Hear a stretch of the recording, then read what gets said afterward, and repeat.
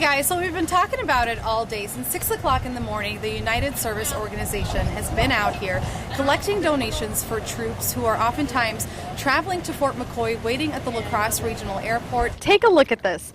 I'm standing on the levee right now at Riverside Park. Riverfest starts on Wednesday. I'm excited. I hope you guys are. What a lot of people don't realize is it takes one whole year to set up and prepare for this popular tradition. Now, Sergeant Walsh tells me construction is actually helping drivers slow down, so there is some good coming out of it. Walking through aisles of movies like this here is pretty nostalgic for some people, and perhaps that's why places like family video stores on Alaska and La Crosse are still succeeding.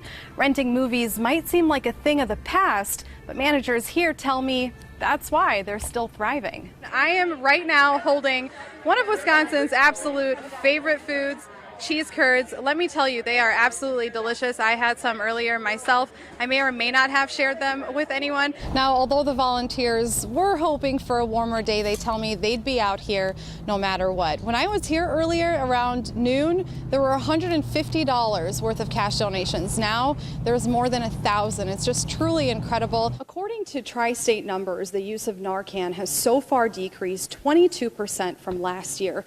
However, that may not necessarily mean good news. Good evening and thanks for joining us at 6. I'm Sarah Thamer. A helicopter hit power lines and crashed into a river in eastern Wisconsin. A log rolling tournament is hoping to inspire a new generation of rollers. On the audio, President Trump expresses surprises over her firing. Thousands of people are taking to the streets across the country to speak out against the current immigration policy. An explosion rocked the Sun Prairie community last night. The gas line explosion leveled several buildings, sparking fires and evacuations. A new study shows Wisconsin has seen a growth in jobs, but that doesn't mean lower poverty. All right, not bad after all that 90-degree weather last week. Yeah. I'm all good with the cool little break. Yeah. Several high schools in our area, including Central High School in La Crosse, honored students and teachers in Florida by walking out of school this morning. They wanted to remember those who lost their lives while also sending an important message to lawmakers. They say now more than ever, they want to see change. I don't want to be scared to go to school. 17 minutes. It's not about politics. Of silence. It's about our safety. To remember. I was very emotional. The 17 lives lost on February 14th at Marjorie Stoneman Douglas High School in Parkland, Florida. We're not going to sit idly and watch our fellow students across America be killed. Central High School students say the message is simple. I come to school and my classmates are worried that something's going to happen to them. School should not be a place to fear. I've messaged my mom. That's not a message I have to send to my mom, that I love her. But on this day, they're choosing strength. It's great to see that so many young people are standing with us. Students say the protest may be silent, but the reason is loud and clear. A kid that is 17 years old, finds a way to get a gun, or when you're old enough to get a gun, you need to have a thorough background. They say being pro-gun legislation and supporting gun rights is not mutually exclusive. I am actually a Second Amendment supporter. I believe that, everybody does have the right to bear arms, but I also believe students have the right to go to school safely without the threat of being shot. I'm not anti-gun. My dad is in the military. He owns several different guns. He legally can own them. I have no problem with that. Central High School students say they're walking out because they feel affected by school tragedies across the country. And while the simple act of walking out won't necessarily bring immediate change, they're hoping those 17 minutes of silence can start a real conversation on change. Nobody wants to go to school and be killed because of it. And not every student participated in today's walkout. We did ask Central High School if we can go inside of the buildings to get that perspective from students that chose not to walk out, but they said that they wanted to make sure that they kept the school inside a safe space for students. The Facebook posts are written by different people but have a similar tone. They include reports of suspicious activity relating to sex trafficking, and almost all of them mention Latino or Hispanic men. I decided to investigate the posts a little further, and what I found serves as a reminder to fact check your source before you click that share button. In the age of social media, you've got a community that sees these posts time and time again. Information spreads faster than we can think. And they start to believe that, oh my goodness, this is going on all over. With a simple click of a button. When in actuality, we're just getting few incidents reported to us. You can be the person who either shares facts or fiction. It creates an environment for others that's fearful. You may have seen posts like this circulating on Facebook. People in La Crosse saying they're being followed and wanted for sex trafficking. Many of the posts include Latino or Hispanic men as the description. I asked La Crosse police if reports on any of those incidents have been filed to their department. We haven't had any reports of anybody being abducted, anybody being kidnapped. We've had no reports at this time that leads us to believe of any of the suspicious activities would be surrounding sex trafficking. One status in particular from Tuesday names Winona, La Crosse, Mankato, and Fountain City as having recent reports of sex trafficking.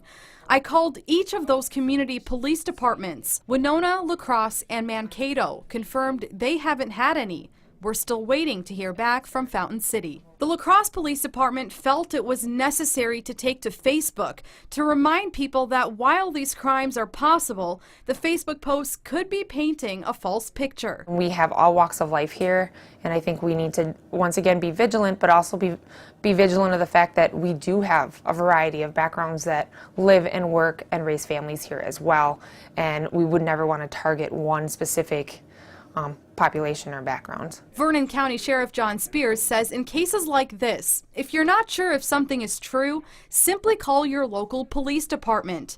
They're aware not every incident gets reported, but it doesn't stop them from investigating. It's frustrating because people are using social media to report stuff, sometimes when they should be picking up the phone and notifying their local law enforcement agencies of it, or if they have information. What concerns us is we see these posts, but law enforcement's not contacted.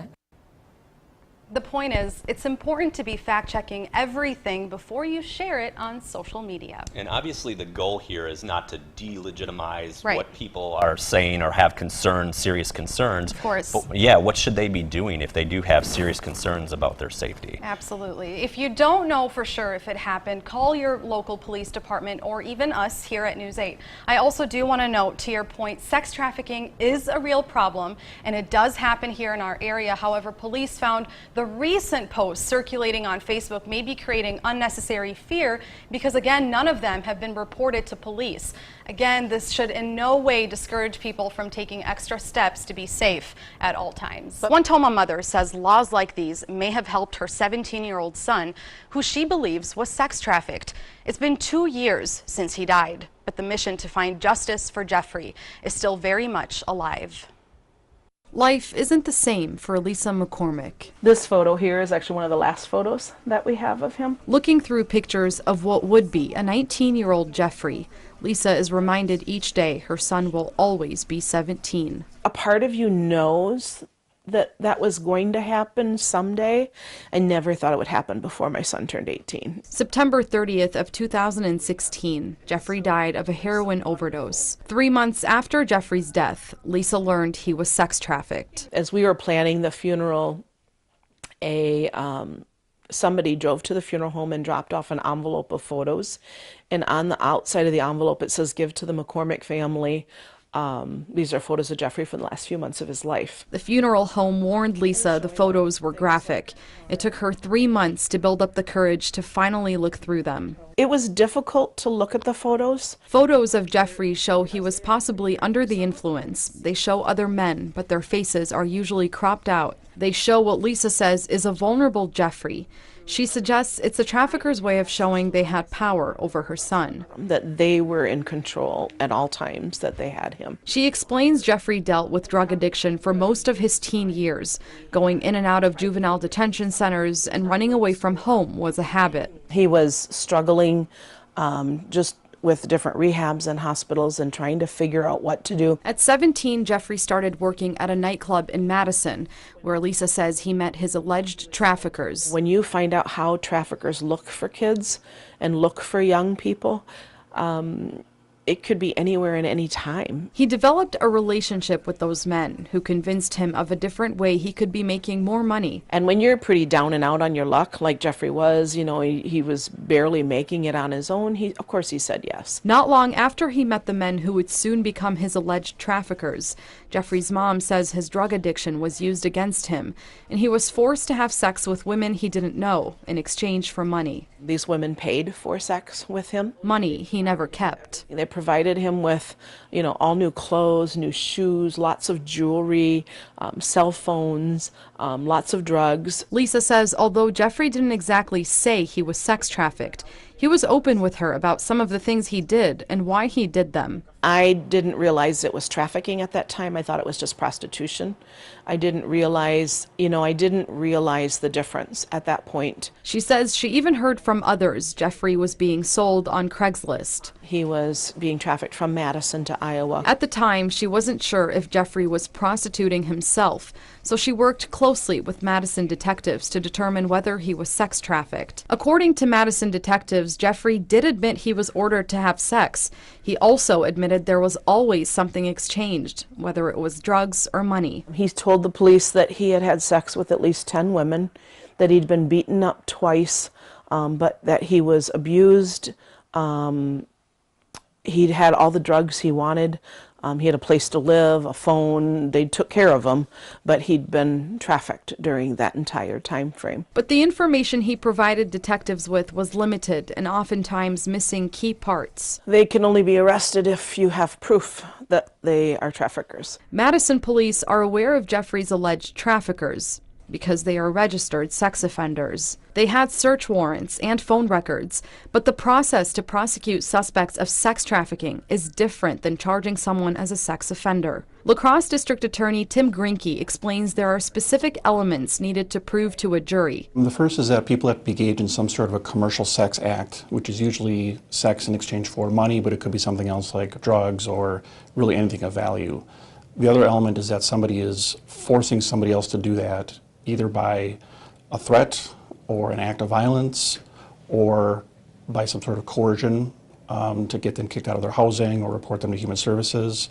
And the other thing is that the person doing the trafficking gets some benefit out of it. So they get the money, they keep the item of value, the drugs, whatever. These elements almost align in Jeffrey's case, but he's not here to fill the missing pieces, which means so long as it's his word against the alleged traffickers, they are free and may be trafficking other children today. So it'd be difficult to have somebody testify to these things and be allowed to be cross-examined, so that might be the bar in this case why he can't go forward. However, new potential laws in Wisconsin's state assembly could prevent cases like Jeffrey's from continuing to happen. In the last couple of years, there's been a big push to educate all the people within the system, police, prosecutors, victim advocates, to try to recognize the signs of when something might be a little bit deeper than what it first appears. Life may not be the same now for Lisa, but she's finding purpose as she works with state representatives to raise awareness on sex trafficking. She says the efforts in some way will help bring justice for Jeffrey and other children who are sex trafficked in Wisconsin each year.